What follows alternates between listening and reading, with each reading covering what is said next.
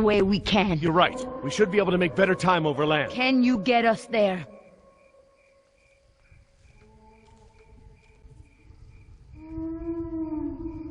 Sorkin mentioned the desalination plant.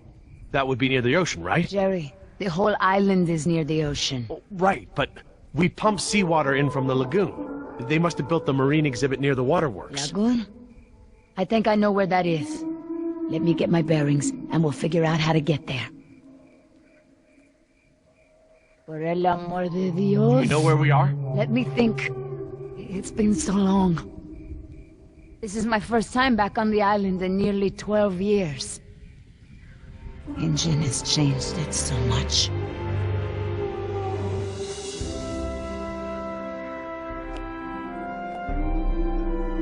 Nima, this island.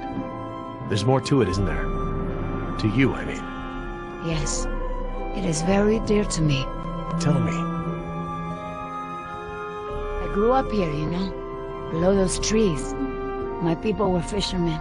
We would make our homes near the water during the fishing season. I loved the water. I would swim in the ocean. So far. That's why my father called me Nima. I see now. You and your family used to live on this island? My family, everyone, my whole tribe. This had been our home for thousands of years. I could go anywhere, run in the jungle, climb the trees. These monsters.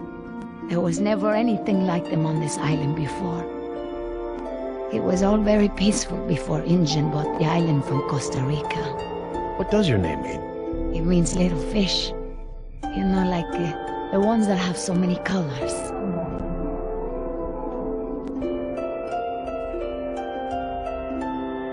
I didn't realize this island had been inhabited before.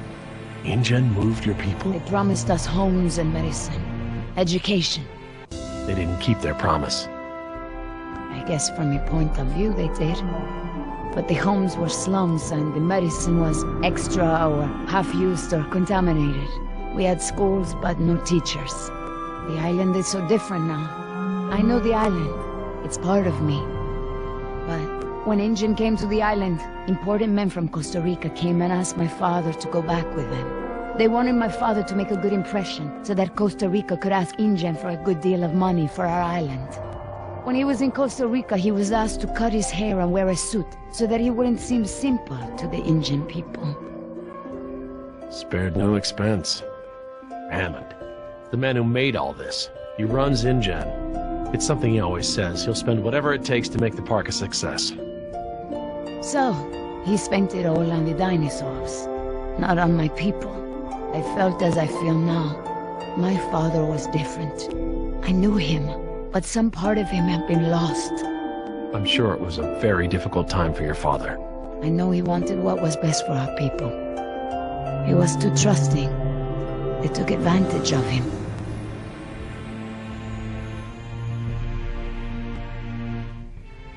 He sounds like a brave man. Were you too close? When we were on the island, yes.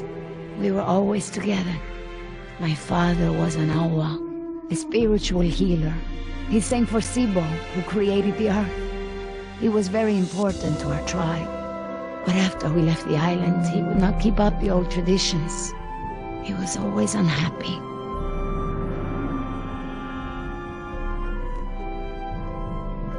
What is Sibo? That mountain there. It is like a house, my father said.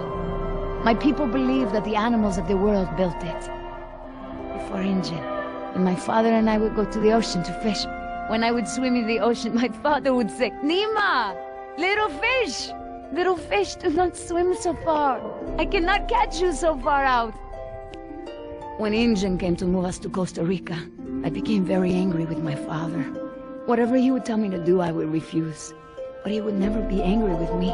He would say that I am a fish who would never eat the fisher's bait. He was right. To me, everything had a string attached. You remind me of Jess.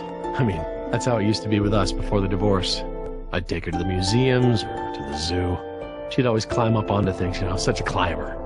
She can't not climb over things, into things. Climbed into a tiger pen once. With a live tiger. But not anymore. No.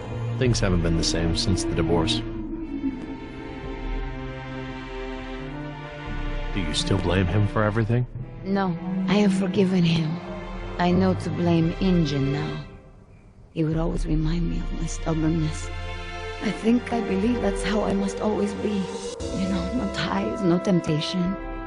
But then I had Atlanta, my Mariquita. She is almost of an age where she will outgrow my protection.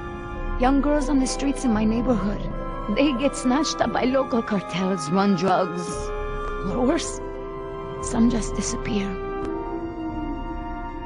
Now there is no choice. Everything I do for her. Now I am the fisher, and at the same time, I have come to a way in my life where I must always chase the bait. You named your daughter Atlanta? Yes, it's a beautiful name. I named her after the city. That's where I will take her after this job. That's a good, strong name. And a good city. I want for Atlanta to be free. I want for her to have opportunities that I didn't have. I just hope I can be there for her the way my father was there for me. She can be stubborn like her mother used to be and refuse the fisher's bait. I think I know now it's a good way to be. I think that my father believed that too. Jess changed my life too. She was my second wife, second daughter. Apparently I'm the genetic carrier of rebellion because both my daughters got it. I worked so hard to protect Jess and keep her out of trouble. What about you? Did you turn out so good because your parents kept you out of trouble? Me? I was a little hellion myself.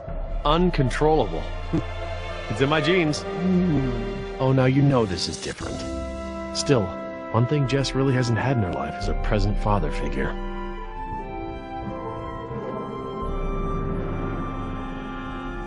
Well, you've turned into quite the capable woman.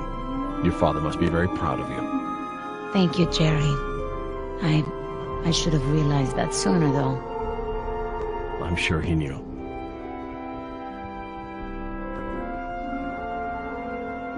Nima, look, What is it? I'm sorry about what InGen has done to your island. This isn't the way things should have been done. I don't blame you, Jerry. You're a good person. I see that. But I take my pay from InGen. I owe you something. All right, Jerry. Enough talk. You know where we are? I have a good idea. It's a difficult hike. Do you feel rested? Hungry. A little thirsty, but I just want to get to Jess. Good.